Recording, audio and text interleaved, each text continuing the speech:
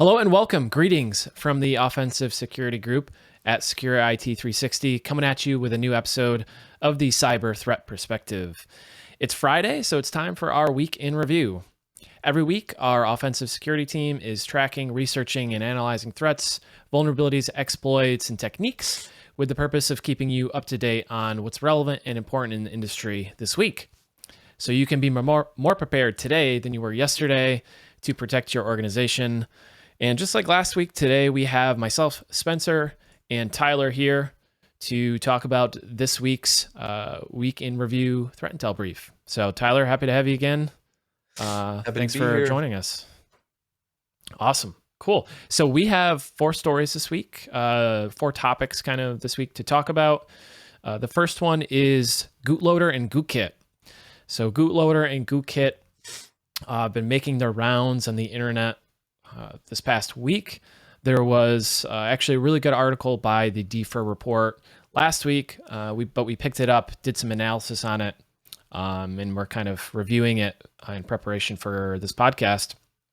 And combined with the Red Canary report on the same topic, Gootkit and Gootloader analysis, those two made for a very nice in-depth analysis of that malware and that campaign. So for anybody who's not familiar with Gootloader and Gootkit, DFIR report has a good breakdown of it. Same with Red Canary, so I encourage you to go check out those articles.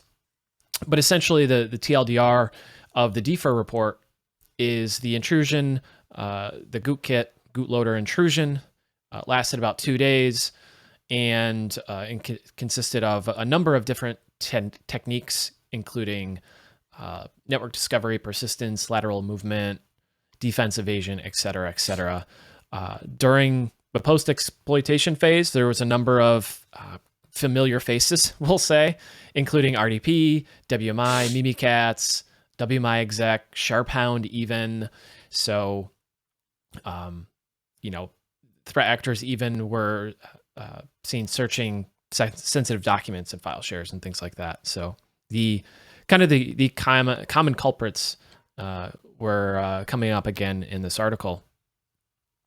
One of the things, Tyler, that I really liked about both these articles is both the DFIR report article and the Red Canary article is both of them walk through the various techniques, the artifacts, and they not only build detection opportunities, but they really provide a map for recreating those techniques so that you as the defender or red team or purple team can go and simulate what that threat actor would do in an environment so you can test your detections.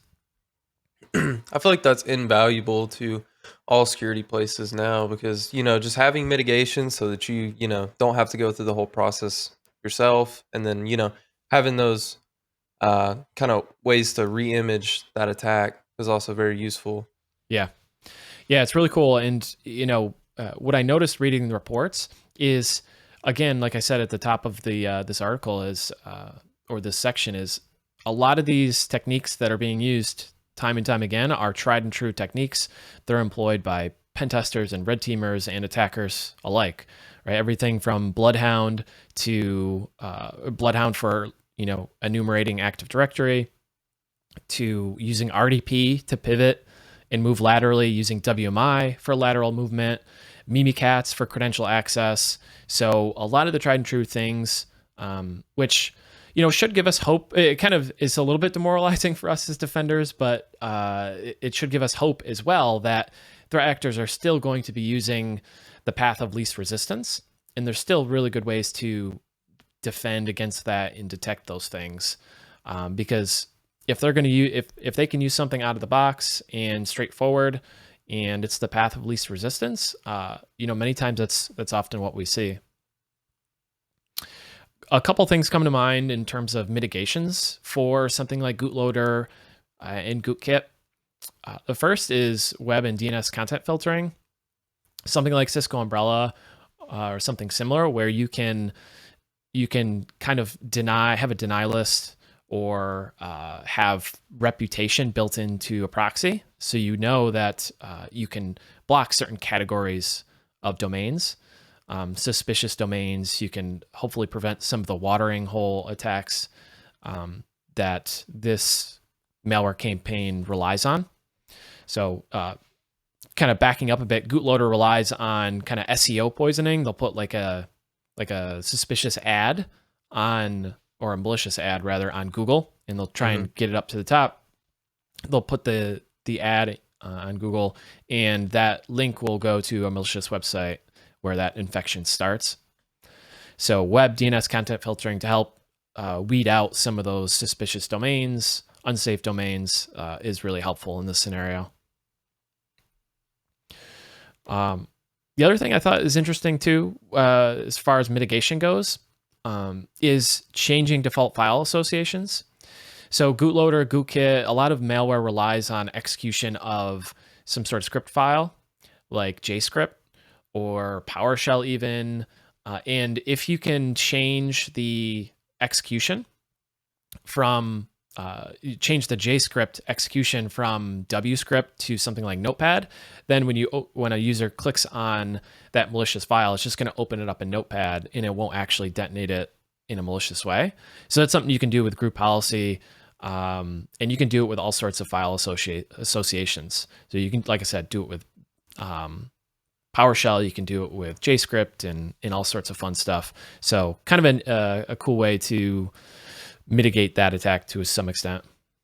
And then I feel like at the end of the day, all these malwares and ransomwares even rely on kind of the same core factor, which is always going to be users. I feel like users are going to be your weakest link in every company. So, just educating your users and teaching them how to spot, suspicious looking ads, or, even things that come up in search results, documents that they get sent, just making sure your users are educated kind of on what's safe and what isn't safe, will help cut down a lot of this as well.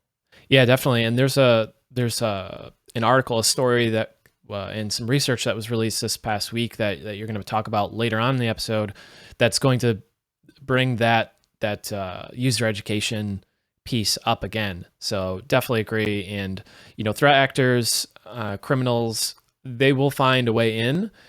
If macros get blocked, they'll find a different way. If they can't execute JScript, they'll find another way. There will always be a way in, and it's up to many times, like you said, on users to kind of be aware of what's going on, and to some extent, right? It's not completely on their shoulders, but they should be aware and know some of the red flags and the warning signs. So. Again, like I said, just to round out this section, Red Canary has some really great detection opportunities and some pseudo analytics in their article. And the DFIR report has some really good ideas for, or present some really good artifacts that you can build detections off of as well, specifically for Gootloader, but it's also applicable for just code execution in general, with things like JScript executing from zip files and stuff like that. So really good stuff. Good stuff. The next story is Petite Patana. So long live Petite Patana, I think is the common saying this week and last week and the past few months.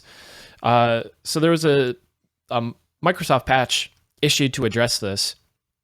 It was given CVE 2022-26-925. It was attempted to be patched by Microsoft last year, and that was CVE 2021-36-942. And the long story short of this is the Petite Patana patch was released sometime around August last year, and then reintroduced. The vulnerability was reintroduced sometime around December, I think is what researchers in the internet is kind of talking about. So they had a patch. They kind of tried to patch something else, and it got regressed, and then the vulnerability existed until it was patched just recently. Now, the big hubbub about this one is that the patch caused some issues on domain controllers. Just yesterday on the 19th, Microsoft has issued an out-of-band update to address that. So hopefully that patch is a little bit better and will kind of plug that hole a bit. at the time of this recording, it does appear, and prior to this out-of-band patch, it does appear that the authenticated version of Petite Patana still works without the recommended mitigations to RPC. So one of the mitigations that the organization called CERT recommended is to build or block the RPC filters that the Petite Patana attack uses. So that seems to be a good mitigation. It seems to, according to researchers, it does prevent the Petite Patana attack. But I don't expect NTLM relay. I don't expect these types of attacks to go anywhere anytime soon.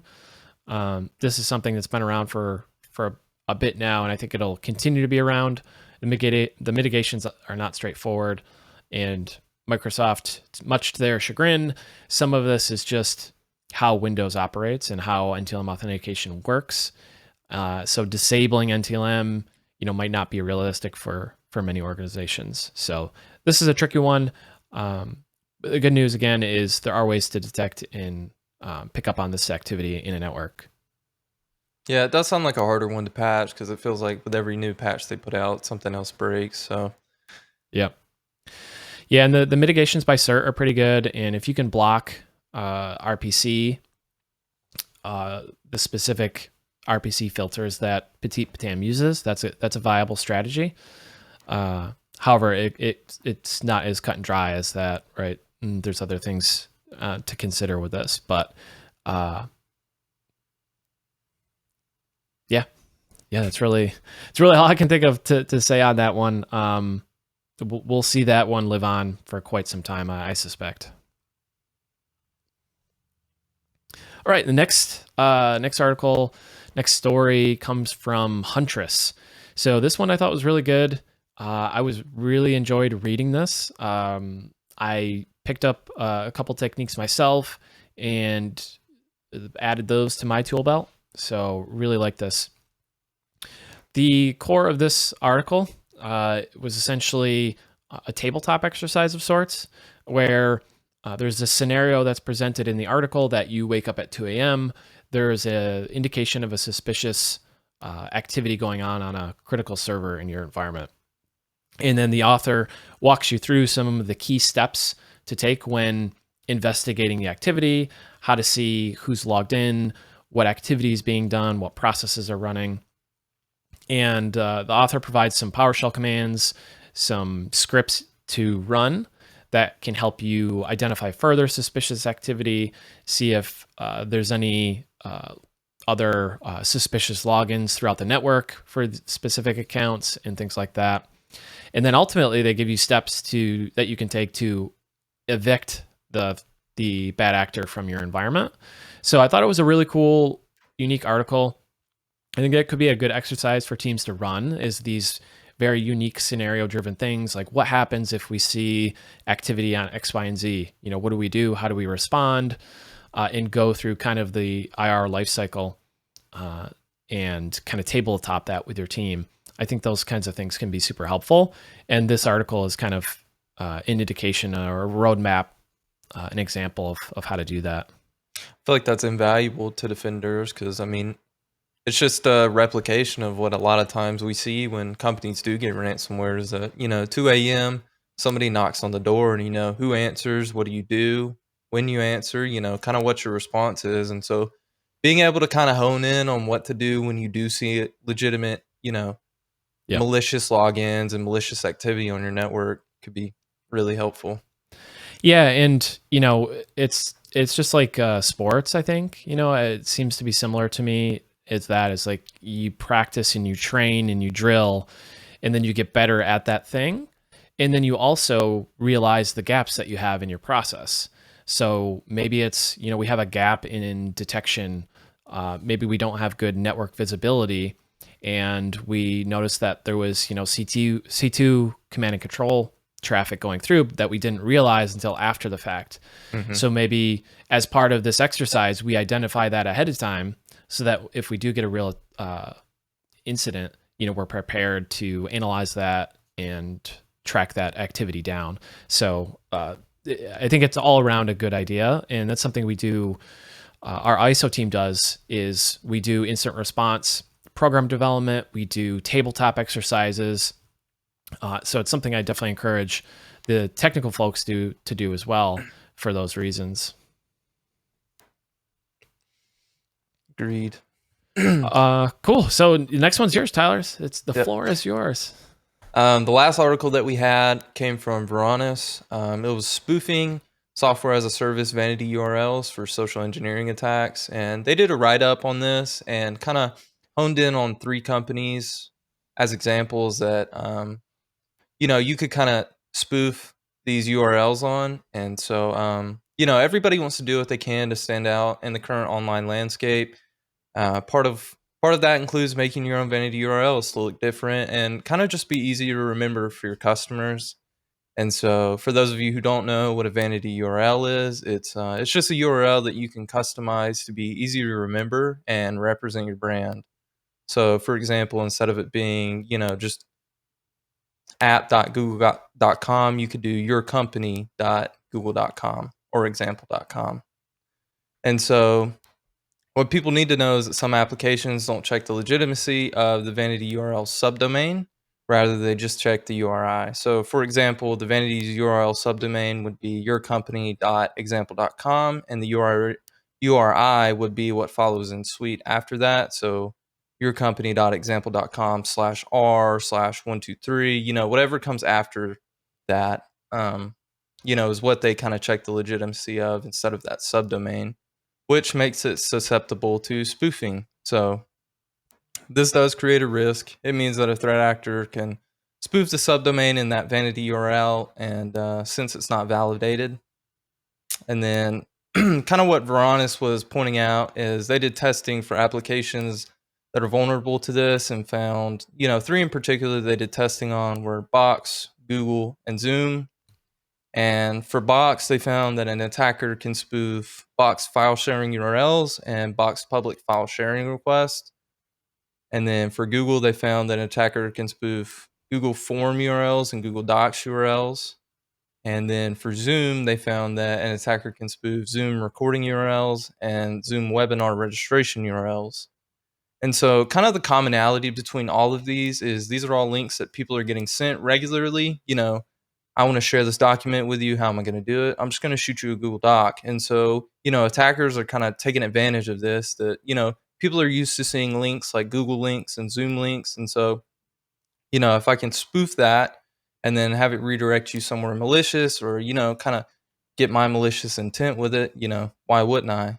And then, so the good news from this is that Box has mitigated all vulnerabilities associated with spoofing these URLs. Google still has bugs in cases when the publish to web feature is enabled on both the docs and the forms. And in Zoom, unfortunately, spoofing is still an issue with Zoom, but the good news is that the user will get a warning before they can proceed. So, kind of in summary, software as a service, vanity URLs there are a lot of good, customizable, easy to remember, and they just make everything more personal. But with that being said, they can also present risk if they can be spoofed. So the takeaway is that employees and customers need to be educated on these types of attacks, especially since they're becoming more common in our current threat landscape, because attackers are just trying to get in any hole they can. So users are a big hole in every environment, I feel like. And just to kind of help inform them, to help prevent them from submitting PII and forms that could be spoofed, and also teaching them not to trust everything that looks legitimate on the internet. Yeah, just like we were saying earlier, is teaching users that vanity URL spoofing is a thing, and kind of the red flags and how to identify it, and kind of teaching users how to do the smell test on a link, right? Mm-hmm. Us IT folks, us security people, technically savvy people, I think we've developed a kind of a sense for this, right? A smell test of like, oh, this doesn't look right, doesn't sound right, doesn't smell right, kind of thing. So if we can teach that to users, I think it'll be beneficial and help them out. And this is not exclusive to Box or Google or Zoom, right? thousands and hundreds of thousands, unlimited amounts of SaaS products out there that allow you to create a vanity URL. I mean, that's a thing, in SaaS products and white labeling and stuff like that. So that's a thing. So be on the lookout for that and teach your users, educate them on the red flags and how to identify these, because we'll see this continue time and time again. And don't let this prevent you from using vanity URLs, because I mean, everybody wants to look, different than their competitors. So we encourage vanity URLs if you want to use them. Just like we said, kind of the takeaway, just to be educating your users and customers of these kind of attacks. Yep, definitely. It's table stakes. It's one of those things that will continue to be used in different shapes and forms. Vanity URLs, that is. So yeah, it's all good. Sweet. Well, that's everything that we have for you guys today. If you enjoyed this episode, or if you got any values from this, please share it. Give us a rating on your favorite podcast app. Like, thumbs up, follow, subscribe, and all that fun stuff. It helps us out a lot. Also, be sure to check us out on our blog as well at offsec.blog. And thanks, and have a great day, everybody. Thanks, everybody.